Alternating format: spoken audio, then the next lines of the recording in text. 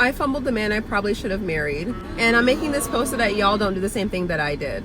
This is an accountability post. I met him on Hinge, and this was back when the algorithm was working a lot better, and it was like 2022, I believe. I didn't like his profile. I just knew he was gonna like me, and the next day he did. Normally I name names, but just in case he has a new girl and they're at peace, I don't want to disrupt his situation, so I'm not gonna name his name. But anyway, we met up quickly, we went on a date, and we ended up being like glued to each other pretty fast. We were like in a relationship within like a month, I believe. He locked it down. He was not trying to see me single. This man was fine. He was like 6'3", buff, long hair. He looked like Roman Reigns. Society would easily give him a 9, easily. And if you know me, you know who I'm talking about. But frankly, his looks were pretty irrelevant, honestly. He actually was very kind, very sweet, very empathetic, very emotional, very in tune with his emotions, but also quite emotional. And, you know, he just had a lot of very positive traits. The number one being, he did not play about me at all. We went to brunch with his brother and sister-in-law, and they were kind of cold, like not really like, I don't know, warming up to me. And he called that out immediately. He was like, absolutely not. When his brother was not trying to get to know me after like we had met, he was like, can you put more effort in with Britt? Like, that's my girl. Like, put some respect on Britt's name. Like, he did not play about me at all. I had never in my life dated a man like that. I had never dated a man who was on my side, like who, like, I don't know, defended me. I've never had that before. He also impressed my parents. My mom liked him a lot. She said I broke his heart, and honestly, I agree. But yes, my parents liked him a lot. So we dated for like 6 months, and I kept feeling like something was just missing throughout the relationship. Like something just felt like it was missing. And I would communicate that to him like, oh, I like you a lot. I love you, but like something's just missing. And I didn't know what it was, and this poor guy was just doing his best to try to figure out what was missing, like trying to make adjustments, but like he just couldn't figure it out, and neither could I, because I didn't have the self-awareness that I have now. What was missing was chaos. No matter how many adjustments he was willing to make, he couldn't adjust himself to become a chaotic, toxic man when he just wasn't that. And that's all I had ever been used to. You see, I had not taken the time to like truly heal myself after my relationship prior to him, which was with an abusive guy. Very abusive, emotionally avoidant guy. Emotionally unavailable, everything. Okay, I had not healed from that. Not enough to be with a person who was safe. And so one day when he pissed me off, I broke up with him like on a whim. Because the majority of my prior relationships were with like antagonistic men, I was not ready to receive someone who was safe and loving and kind and caring. Maybe I didn't think I deserved it. Maybe I couldn't recognize what it was. My nervous system didn't know what to do with safe. My parents were kind of emotionally unavailable. Growing up in that dynamic, you kind of look for that in partners as well. So I ended up with emotionally unavailable men back to back to back. That brings me to my next point. For a while, what I felt like the relationship was lacking was him being a true leader. He would defer to me to make a lot of decisions because he felt like I was more intelligent than him. He would want me to like plan stuff. He would want me to just like make a lot of choices that I felt like the man should make. And I just didn't want to do that. I wanted like a leader in the way that I saw leader, how I viewed it. But like, knowing that he has weaknesses and that I have strengths, and then deferring to me where he's weak and letting him take the reins where he's strong is leadership. Like, okay, he could lead when it comes to protecting and providing and whatever, but he may have needed help with planning and stuff that he's not so good at. But I just couldn't see that at the time because I was dumb. I thought I needed 10 out of 10 boxes checked. But relationships are not found, they are built. Soulmates are built. Boxes can be built. If the person is at 7 or 8 and the last 2 need some work, you can meet them halfway. They can meet you halfway. Adjustments can be made. You don't have to break up. So though he had 8 of my 10 boxes, I was still too traumatized to accept him. I couldn't regulate my own nervous system fully yet. I had gotten to that point at 25 and met a very abusive man at 26, and I lost all my progress. So I still needed chaos, and I ruined it.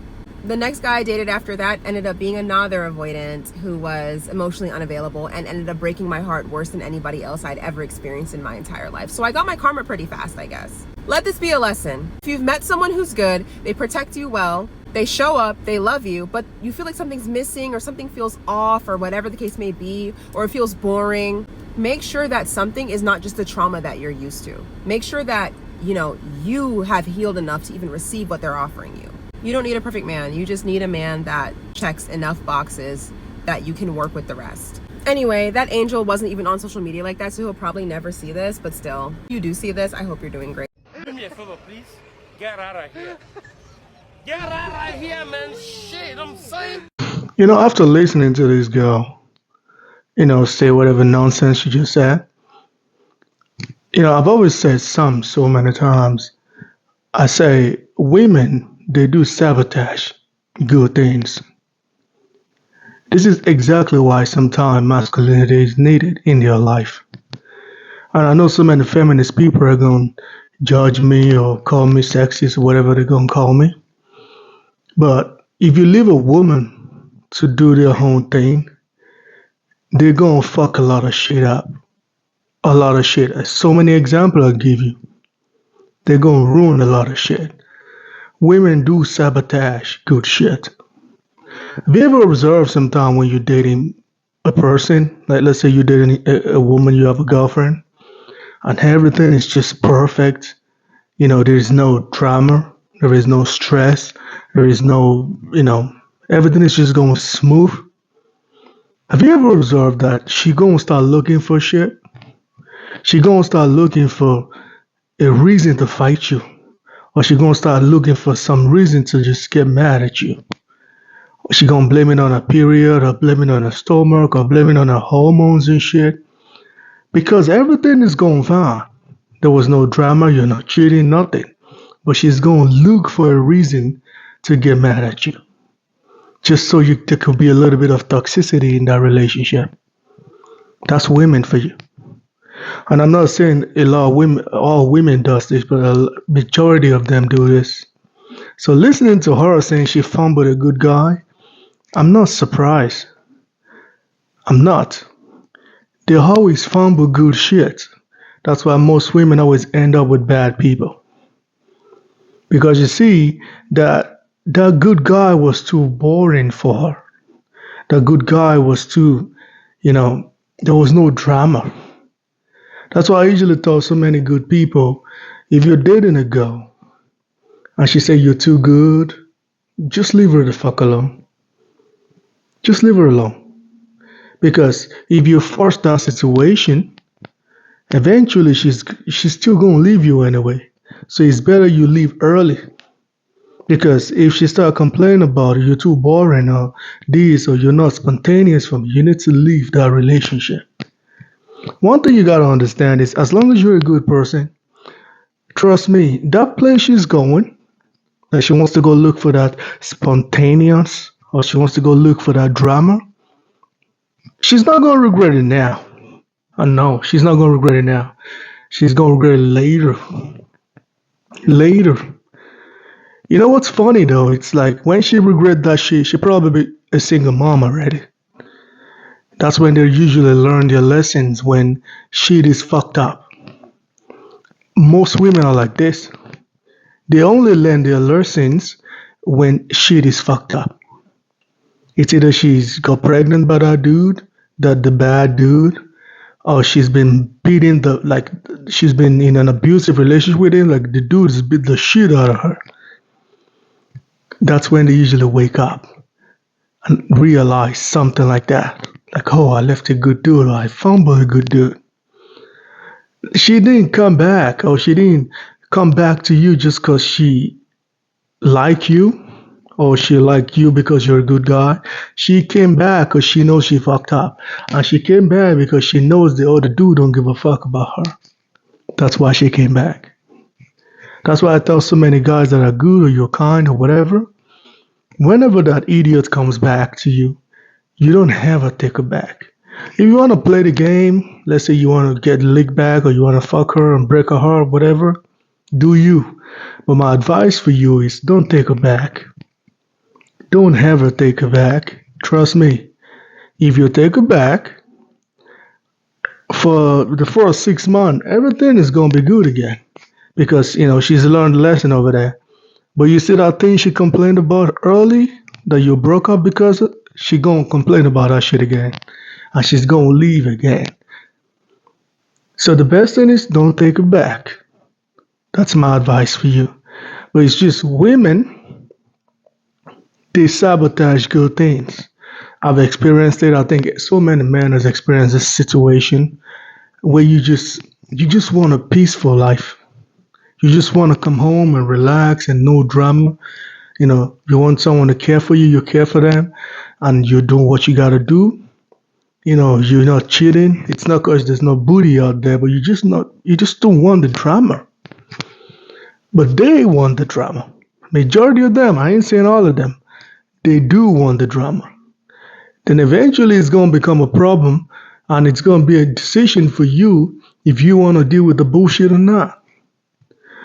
Although most men do deal with the bullshit because he wants to keep having sex. He don't want to start looking for another relationship. That's why you see a lot of men take bullshit because he wants to keep fucking. But the advice is don't stay there. Trust me. Listening to her, she's not saying anything new. These are something that most men should already know. That's why sometimes you said the good guy finished last and the bad guy was the go. It's because the bad person is just toxic and they love toxicity. That's it. And one thing about toxic men is, they're gonna make you attached because it's gonna fuck her life up so bad.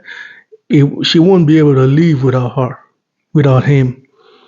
Like the dude is literally gonna become her oxygen. That's gonna be the only oxygen she had. That's what bad guys do. And I've been in both sides of the coin. And I choose to be nice, to be kind, not foolish. Kind, if you don't like it, walk away. It's as simple as that. Don't overdo shit. Don't try to be, okay, I'm going to create a drama. Don't create nothing. Just be who you are. If she's not cool with it, she can fuck off. I'm being honest. So it might seem like blabbing to you, but trust me, that's the best way to do it. It's the only way to do it. I'm not saying you gotta be rude. I'm not saying you gotta be, an asshole, whatever. Just, hey, you want toxicity, you want spontaneous, you want drama, it's not good for you, it's fine, you can go. You don't have to be dramatic about it. You don't have to cuss her out. You don't have to, because if you don't let her go at that time, that shit is gonna be a problem eventually. Trust me, that shit is gonna be a problem eventually. And it might get you in deep shit. So listening to her is just, it just confirm things I already know about a lot of women. They like drama. They create drama. If that's when you're gonna hear them say stupid shit like, I just can't feel that thing. That thing. No, that thing is toxic shit. That's the only thing she's not feeling. That's what she wants. That toxic shit. That's what she wants. And she might give you all the excuses in the world. Oh, it's because we don't travel enough. It's because we don't do this enough. It's all lies. She just wants toxicity. And they're drawn to that shit, especially when they're younger. Especially when they're younger. When they get older, they tend to have a little bit more brain because, she's older now. She wants something serious. That's when you start hearing them say stupid shit like, oh, why do old men like young women? Why do old men, it's creepy because old men like young women. You're going to start hearing stupid shit like that. Because at that time when she's ready to be serious, you probably stable, you probably got your shit going on for you. Now you're like, fuck it, I'm going to just be toxic too. That's why you see a lot of men when they get to a certain age and they got money or he's stable now, he got his own place. Now he wants to be toxic. He wants to fuck as many women as he can because at that time when he needed someone to be there for him, ain't nobody there for him. All the women in his life say, you're too nice, you're too calm, you're too good, you're too this, you're lame, you're that, you're big, small dick energy, whatever shit they say. So when he eventually gets older and he got money now, guess what? He wants to play the game now. That's why the dating market is fucked up. Because the young guys don't do shit when they're young, but the girls do every shit when they're young. Then when the girls get older and the men get older, now the older men want to do the shit that they didn't do when they're young. Because now you got the money to do that shit. So at the end of the day, she said she fumbled a good guy. I hope she never found another one. Honestly. Because, it's not a lot of good people out here. If you find you a good person, you better sit the fuck down. I tell so many people about that. So many guys are not good. And they're not responsible. So many guys are not responsible people. And they're not good. And so many women are trash too. So I tell so many guys, see, if you find you a good person, if you're a woman, you find you a good guy who's responsible, and you left him because he's boring, or he's not spontaneous, or there's not enough drama and shit, or you can't find whatever the fuck you're looking for, and you lost that dude, or you're gonna be in the market for a long time. There ain't gonna be a transfer for you because you're gonna be stuck in that place for a very, very long time. And at the end of the day, he's gonna find something good because something good is gonna attract another good things. It's just what it is. But anyway, guys, let me know what y'all think about the foolishness. Let me know what you think about it. You know, you get anything in the comment section, I'm gonna reply y'all. Please like and subscribe. I'm out.